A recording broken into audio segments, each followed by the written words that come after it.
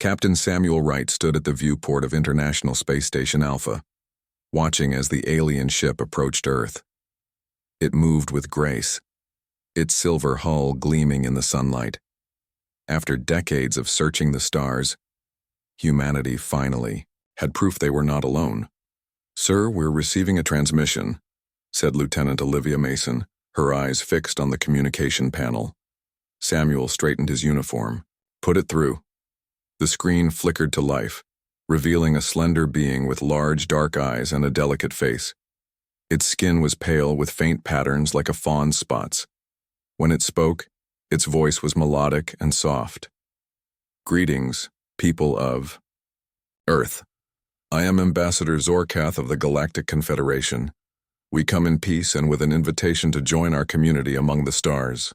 24 hours later, Samuel led the welcoming committee aboard a shuttle heading toward the alien vessel.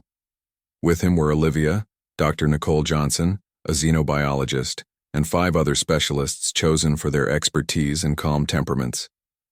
"Remember," Samuel said as their shuttle docked, "we represent all of humanity today." The airlock opened to reveal 3 aliens waiting to greet them. Up close, the resemblance to deer was even more striking. They stood nearly 7 feet tall, on slender legs. Their hands had 3 long fingers and a thumb. Their large eyes never seemed to blink at the same time. Ambassador Zorkath stepped forward with a slight bow. "Welcome aboard the Harmony. We are honored to be the first to make contact with your species." As the humans were led through the ship, Olivia noticed something odd. The aliens flinched at sudden movements. They kept glancing toward exits. Their ears, thin and slightly pointed, twitched at every sound. "They act like they're expecting trouble," she whispered to Samuel. He nodded slightly. "Stay alert." The tour brought them to a large chamber with walls covered in detailed murals. The paintings showed the history of the Confederation, scenes of different alien species meeting, building cities among the stars and exploring new worlds. But there was something strange about the images. Many showed scenes of aliens hiding or fleeing from shadowy creatures. Others depicted periods of peace after long struggles. "Your artwork is beautiful," said Dr. Johnson. "But there seems to be a theme of conflict." Ambassador Zorkath's ears twitched. "Yes, the path to civilization is rarely peaceful. Most sentient species in our confederation evolved from what you might call prey animals. Our ancestors survived by detecting danger quickly and avoiding it, not by confronting it." Samuel looked more closely at the murals. "What about predator species? Did any of them develop intelligence?" The 3 aliens exchanged glances. "There are a few," Zorkath admitted, his voice lower. "They are managed." The tour continued to a dining area where the humans were offered food that had been prepared based on analysis of Earth's plant life. As they ate, the aliens asked questions about Earth's ecosystem, technology, and social structures. "You mentioned that most Confederation species evolved from prey animals," Dr. Johnson said. "That's fascinating from a biological perspective. On Earth, we have many intelligent species, but humans develop technology and civilization." "And how would you classify your evolutionary path?" asked one of the other aliens, who had introduced himself as Nevlon. "We evolved from omnivores," Dr. Johnson explained. "Our distant ancestors ate both plants and meat." The aliens grew very still. Zorkath spoke carefully. "You hunted other animals?" "Some of our ancestors did, yes," Samuel said. "But we've developed well beyond that now." "Of course," Zorkath said, but his eyes darted to his companions. After the meal, the aliens showed the humans to quarters prepared for them. Samuel, Olivia, and Nicole gathered in Samuel's room to discuss their observations. "They're afraid of something," Olivia said. "The way they react to sudden movements, always watching the exits. It makes sense from an evolutionary standpoint," Nicole added. "Prey species develop heightened awareness of potential threats. Their ancestors survived by spotting danger and running away." Samuel paced the room. "What bothers me is what they said about predator species being managed. What exactly does that mean?" "We should find out before we agree to anything," Olivia said. Agreed. Tomorrow I want to learn more about the Confederation's structure and these other predator species they mentioned. The next morning, the humans were invited to a formal meeting. The room was arranged with the aliens seated on one side of a low table and the humans on the other. We would like to formalize relations between Earth and the Galactic Confederation, Zorkath began. But first, we wish to learn more about your home. We're happy to share information, Samuel replied. And we have questions about the Confederation as well. Of course, Zorkath said. What would you like to know? You mentioned other predator species yesterday. We'd like to understand their role in the Confederation. The aliens tensed visibly. After a pause, Zorkath spoke carefully. The Confederation was founded by species with similar evolutionary backgrounds. When we encounter predator species, we must ensure they pose no threat to galactic peace. How do you ensure that? Samuel asked. Various methods. Some accept restrictions on territory or technology. Others require more direct oversight. Nicole leaned forward. Are you saying you contain these species? We prefer to say we maintain balance, Nevlon interjected. Predators naturally seek dominance. Without proper management, they would disrupt the harmony we've built over thousands of years. An uncomfortable silence filled the room. Finally, Samuel spoke. We would like to invite your delegation to visit Earth, see our world, meet our people. Then we can discuss what kind of relationship might work between us. Zorkath's ears perked up. We would be honored to visit your world. Perhaps seeing your home will help us understand your species better. As the meeting ended, Olivia caught Samuel's eye. They both recognized the unspoken truth. The aliens still didn't understand what kind of species they were dealing with. And when they visited Earth, they would discover that humans weren't just any predators. They were the apex predators who had conquered their world, not through fear, but through intelligence, cooperation, and an unwavering drive to survive. Ambassador, Samuel said as they were leaving, when you visit Earth, remember one thing. My people have faced every challenge our world could throw at us, and we're still standing. We don't run from problems. We solve them. Zorkath's large eyes widened slightly. An admirable quality, Captain Wright. We look forward to seeing your world. What the ambassador didn't say, what Samuel could read in those alien eyes, was that the Confederation had never encountered a species quite like humans before, and they weren't sure if that was a good thing. The alien delegation arrived on Earth 1 week later. Their shuttle landed at a specially prepared site near Washington, D.C., where world leaders waited to greet them. Ambassador Zorkath led a group of 5 aliens down the ramp, their movements graceful but cautious. Samuel Wright and his team stood at the front of the welcoming committee. He noticed immediately how the aliens tensed at the sight of so many humans gathered in one place. Welcome to Earth, Ambassador, said the President of the United States, stepping forward with an extended hand. Ambassador Zorkath stared at the hand for a moment, before remembering the briefing on human customs. He reached out with his 3-fingered hand and completed the handshake. We are honored to be your guests, Zorkath said, but his eyes kept darting to the edges of the crowd. The first problem occurred during the drive to the hotel. A golden retriever, someone's pet, broke free from its owner and ran toward the motorcade, barking excitedly. 2 of the aliens let out high-pitched sounds of alarm. Ambassador Zorkath pressed himself against the car door, his large eyes wide with fear. Samuel quickly explained, "That's just a dog, a domestic animal. It's friendly." "You keep predators as companions?" One of the aliens, a scientist named Trelva, asked with obvious disbelief. "Dogs have been domesticated for thousands of years," Dr. Nicole Johnson explained. "They're loyal and protective. They help us in many ways." The aliens exchanged troubled glances but said nothing more. At the hotel, more issues arose. The aliens refused to eat in the dining room after seeing mounted deer heads decorating the walls. They requested to be moved to rooms without any leather furniture. Their reaction to a nature documentary playing in the lobby, showing lions, hunting zebras, caused such distress that all televisions had to be turned off. On the second day, the delegation visited a zoo.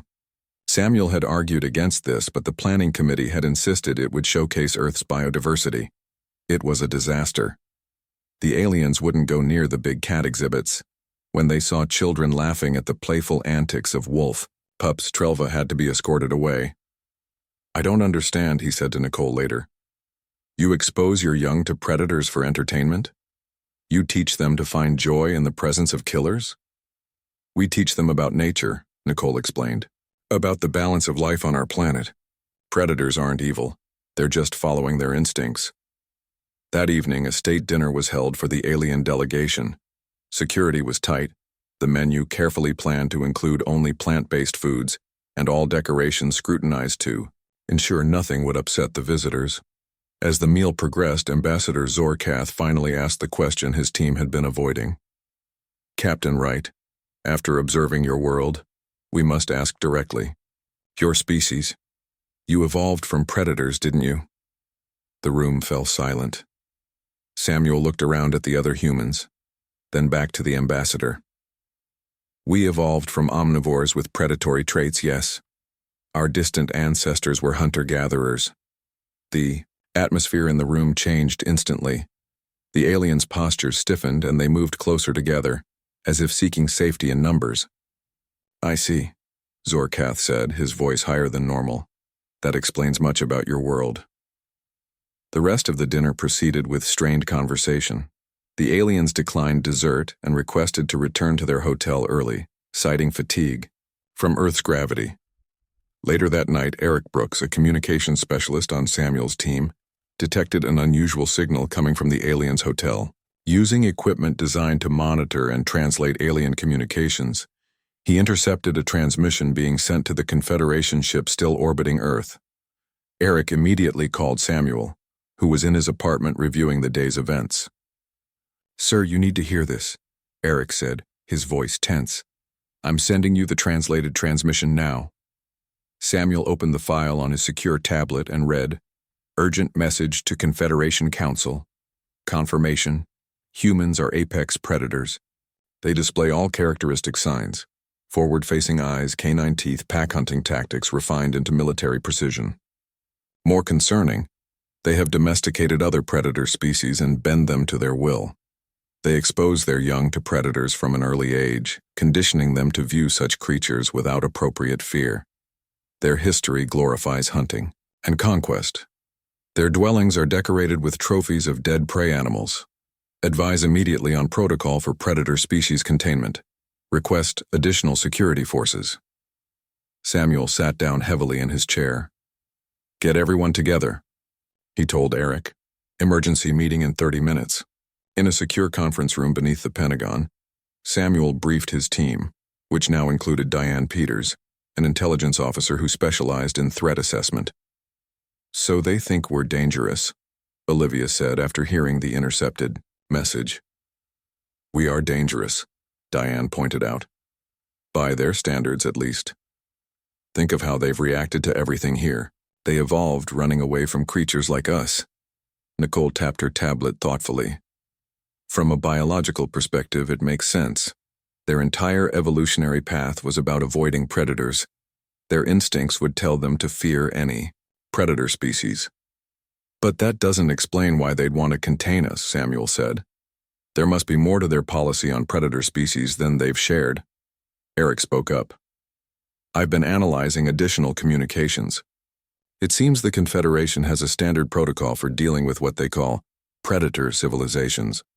They mention something called protective oversight and necessary restrictions. They want to put us in a cage," Diane said flatly. Samuel stood and paced the room. "We need more information. What exactly have they done to other predator species they've encountered? And we need to know their capabilities. If they view us as a threat, we need to be prepared for whatever comes next." "There's something else," Nicole added. "During dinner, I noticed Ambassador Zorkath kept using the phrase, 'It explains much about your world.' I think they've been misinterpreting everything they've seen here through their own evolutionary lens. They don't understand that what makes us predators, our drive, our protective instincts, our ability to face threats, is also what's helped us build our civilization. The room fell silent as everyone considered the implications. Finally, Samuel spoke. Tomorrow we meet with them again. We need to help them understand who we really are. And, he added grimly, we need to find out what they plan to do about us. As the meeting ended, a message came through. The Confederation ship in orbit had been joined by 3 more vessels of similar design. Whatever was coming next, the aliens were preparing for it. The morning after discovering the alien transmission, Samuel received word that a new representative from the Confederation had arrived. The meeting would take place at the United Nations headquarters in New York. Samuel and his team arrived early. The room was large with a circular table in the center. Security personnel stood quietly along the walls. I don't like this, Olivia whispered. Why send a new representative now? Because they've decided we're dangerous, Diane replied. Look at the security footage from their ships. On her tablet, satellite images showed 7 Confederation vessels now in orbit around Earth. The doors opened, and Ambassador Zorkath entered. With the new arrival, the newcomer was taller than the other aliens they had met, with darker spots on his pale skin and an air of authority. Captain Wright, this is High Counselor Trelmock, Zorkath said, his voice subdued. He represents the Confederation Council directly. Samuel stepped forward. Welcome to Earth, High Counselor. Trelmock did not offer his hand for a handshake. Instead, he gave a slight bow. Thank you, Captain. I have come to discuss the future relationship between Earth and the Confederation. Everyone took their seats. Samuel noticed that the aliens sat close together on one side, leaving a noticeable gap between themselves and the humans. The Confederation wishes to extend an offer to Earth, Trelmock began, his voice smooth but cold. We would like to grant your world protected status.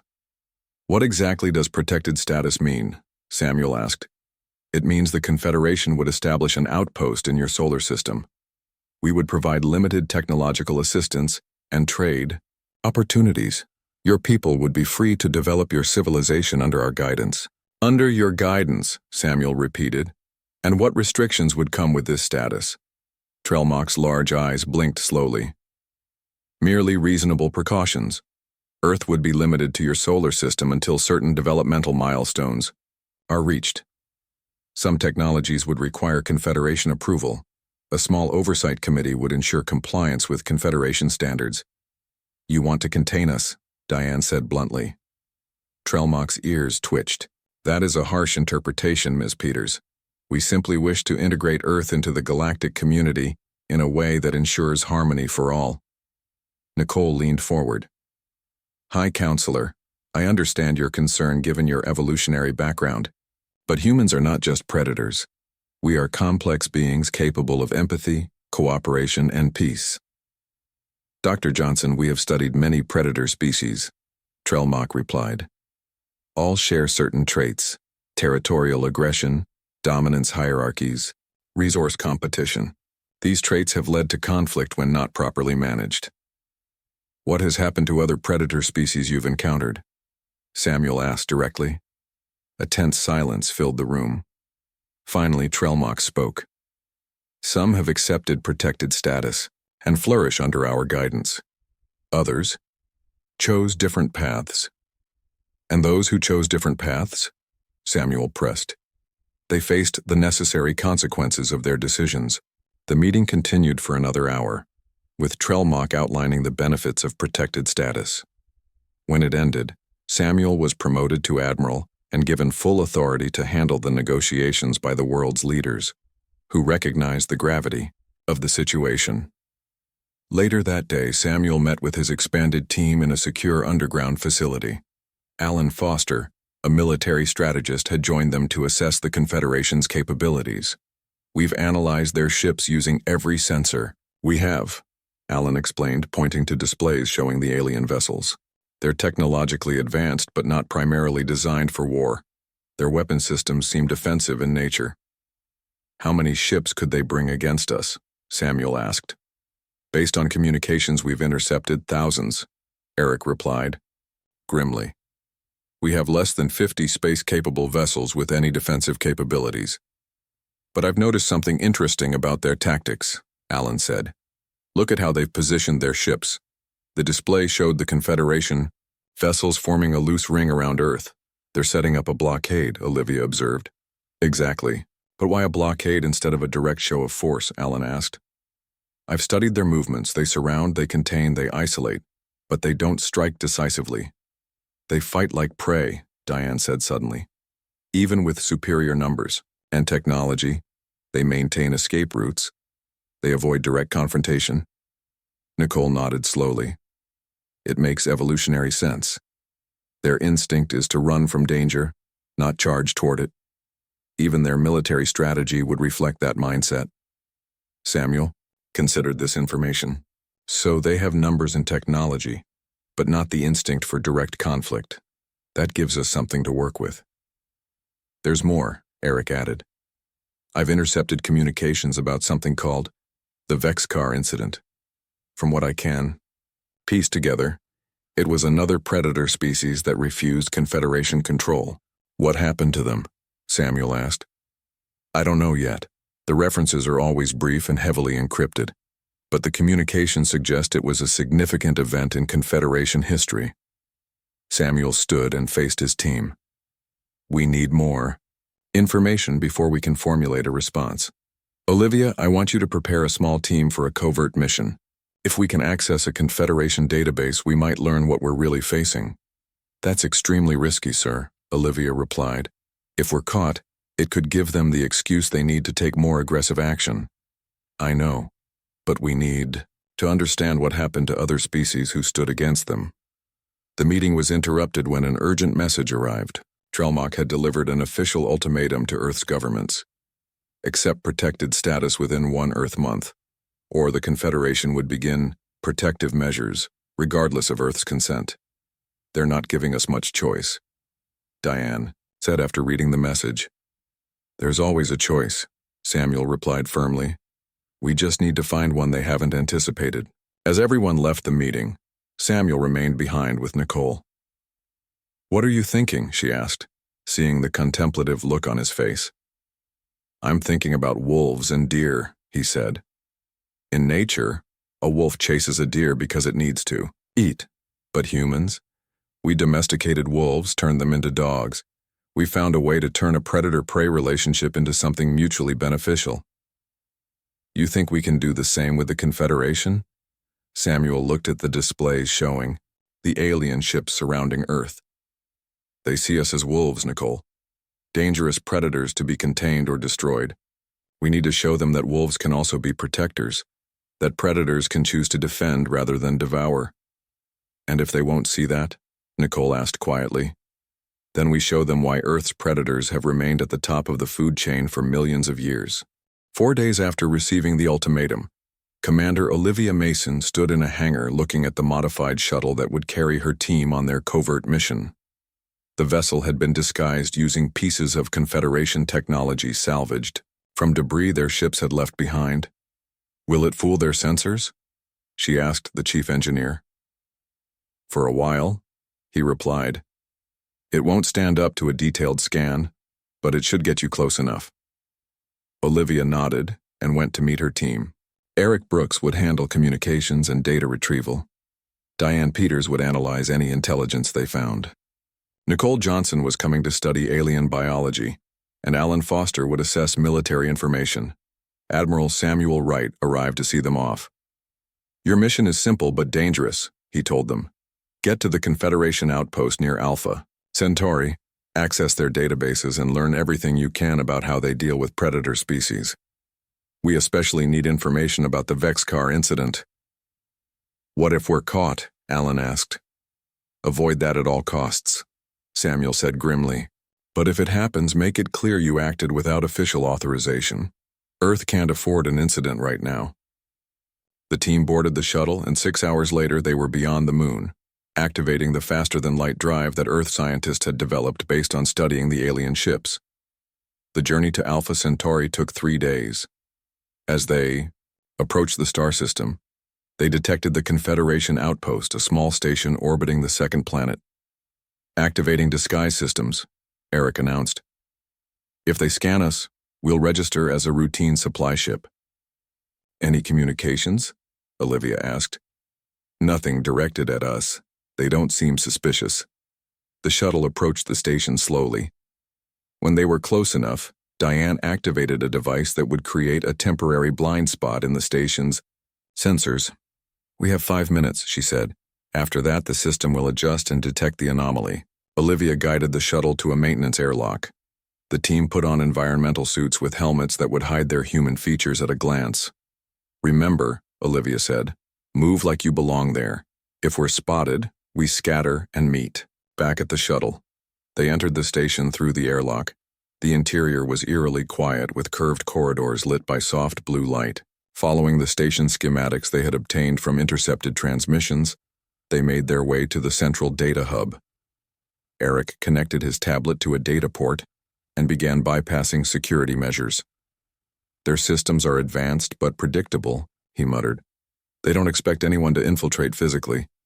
Most of their security is designed to prevent remote hacking. How long? Olivia asked, watching the corridor. 3 minutes to access the main database. Nicole and Alan stood guard while Diane helped Eric identify the most valuable data to copy. I'm in, Eric finally said. Downloading now. Information flowed onto their devices. Records of Confederation encounters with other species. Military, protocols, biological research data. Found something about the Vexcar, Diane said, her voice tight. They were a predator species from a system about 20 light years from here. Technologically advanced, refused Confederation oversight. What happened to them? Olivia asked. The Confederation surrounded their system with a containment field. Cut them off completely from the rest of the galaxy. They've been imprisoned, on their home planets for over 100 years. There's more, Eric said. Files on other predator species. Some accepted guidance and were allowed limited development. Others were subjected to mandatory genetic modification programs to reduce aggressive tendencies. Nicole was examining biological data on humans. They've been scanning us extensively, looking for weaknesses, I think, but there's something they've missed. Before she could explain, an alarm sounded. We've been detected, Alan warned. Time to go. They disconnected their devices and ran toward the airlock. As they turned a corner, they encountered 2 Confederation security officers. The aliens froze in surprise, then reached for their weapons. Alan moved first, throwing a small device that emitted a high-pitched sound. The aliens clutched their sensitive ears in pain. Run! Alan shouted. They sprinted past the disoriented aliens. More alarms blared throughout the station. A security door began to close ahead of them.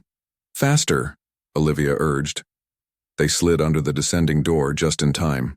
The airlock was just ahead when 3 more aliens appeared, blocking their path. Split up, Olivia ordered. The team scattered, down different corridors. Olivia and Nicole went left while the others went right. The aliens hesitated, then divided to pursue them. Olivia pulled Nicole into a small maintenance room. They waited, hearts pounding as aliens ran past their hiding place. We need another way to the shuttle, Olivia whispered. Nicole pointed to a maintenance shaft. That might lead to the outer hull near the airlock. They climbed into the narrow passage and crawled through darkness. Meanwhile, Eric, Diane, and Alan had made it back to the airlock by a different route. Where are the others? Diane asked. I don't know, Eric replied, checking his communicator. No signal in here. We wait 2 minutes, Alan decided. Then, we have to go. Just as their time was about to run out, Olivia and Nicole emerged from a hatch near the airlock. Go, go, go, Olivia shouted. They rushed through the airlock to their shuttle. Alien security forces were closing in from all directions. Olivia jumped into the pilot's seat and started the engines. The shuttle detached from the station as weapons. Fire hit their hull. Shields holding, Eric reported. Barely. The shuttle accelerated away from the station. Confederation ships began to pursue them. They're faster than us, Olivia said grimly. We need a distraction. Alan activated a series of decoys they had prepared. Small devices shot out from the shuttle, each emitting the same signal as their vessel. That won't fool them for long, he warned. Long enough to make the jump, Olivia replied, pushing the engines to their limit. The shuttle reached the minimum safe distance for the faster-than-light drive. Space distorted around them, and they vanished from the Alpha Centauri system. The journey back to Earth was tense. They had to make 2 stops to repair damage to their ship. When they finally approached Earth, they found a problem waiting for them. Confederation blockade, Olivia announced, looking at the sensor readings. At least 20 ships in a screen formation. Can we get through? Nicole asked. Maybe. There's a gap in their pattern. It might be deliberate, might be a mistake. Either way, it's our only shot. Olivia piloted the shuttle toward the gap, flying on minimum power to reduce their signature. They were almost through when a Confederation ship turned toward them. We've been spotted, Eric warned. Hold on, Olivia said, pushing the shuttle to full power. The sudden burst of speed caught the Confederation ship by surprise. It fired, grazing their hull. Alarms blared as systems failed. We're losing power, Alan shouted. Reroute everything to engines and life support, Olivia ordered. The shuttle shot past the Confederation ship and plunged toward Earth's atmosphere. Their entry was rough, the shuttle shaking violently as Olivia fought to maintain control. Mayday, Mayday, Eric broadcast. Earth Defense Command, this is the reconnaissance team returning. We need emergency landing assistance. Military aircraft scrambled to escort them down. The shuttle limped to a landing at a secure facility in Nevada. Admiral Wright was waiting when they emerged, battered but alive.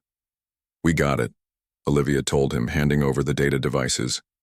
Everything you wanted to know about how the Confederation handles predators. Samuel nodded grimly. And just in time. The Confederation Council has moved up their deadline. We have 3 days to accept their terms, or they begin their protective measures. Sir, Nicole said urgently, there's something important I discovered. Something about humans they've missed in their analysis. What is it? Samuel asked. They've classified us as pure predators like the Vexcar, but we're not. Our omnivorous nature, combined with our capacity for empathy, makes us fundamentally different. We're predators who can choose not to prey, hunters who became protectors.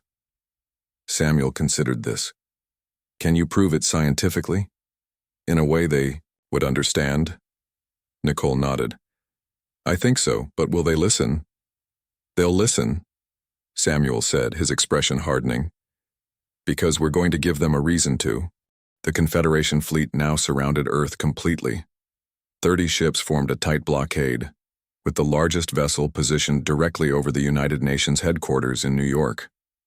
On the ground, people looked up at the alien ships with a mixture of fear and determination. Admiral Samuel Wright stood in the war room with world leaders and his team.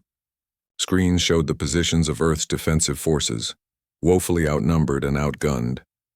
Their ultimatum expires in 6 hours, the president said. What are our options? Fighting would be disastrous, Alan Foster said. Their technology is beyond ours, and they have thousands more ships they could bring in. Surrender isn't an option either, Diane Peters added. Based on the intelligence we gathered, protected status means the end of human independence. They would control our development for centuries, maybe forever. Samuel studied the holographic display of the Confederation fleet. We have one chance. A third option. He outlined his plan. Some leaders objected, calling it too risky. Others saw it as their only hope. It could lead to war, the president warned. It could also lead to peace, Samuel replied. A real peace, not subjugation. After heated debate, they approved the plan. Samuel's team immediately went to work. 2 hours later, Samuel sent a message to High Counselor Trelmock requesting a final meeting aboard a neutral station, a small science outpost in Earth orbit that had been evacuated. To everyone's surprise, Trelmock agreed. Samuel arrived at the station with Nicole Johnson and Eric Brooks. Trelmock came with Ambassador Zorkath and 2 security officers. The tension in the air was thick enough to cut with a knife. I assume you've come to accept our terms, Trelmock said, his tone smug. A wise decision. Actually, I've come to show you something, Samuel replied. He nodded to Eric, who activated a display screen. We know about the Vexcar, Samuel said. and the other predator species you've contained or modified. Trelmock's ears flattened against his head. You've been spying on us. We've been learning about you, Samuel corrected. Just as you've been learning about us. But I think you've missed something important. Nicole stepped forward. Your biological analysis of humans classified us as pure predators. But that's not accurate. We're omnivores who evolved both predatory and cooperative traits. She displayed comparative biological data, humans alongside other Earth species, and Confederation races. Most predator species evolved to be solitary or to form small groups, she explained. But humans formed complex societies, built civilizations. We didn't just survive by hunting. We thrived by working together, by caring for each other. Trelmock made a dismissive gesture. Many predators hunt in packs. It doesn't change their nature. But we don't just hunt together, Nicole insisted. We protect each other. We protect those who can't protect themselves. Samuel took over. The Confederation has contained predator species before. I understand why. From your evolutionary perspective, we must seem dangerous. But humans are different. Prove it, Trelmock challenged.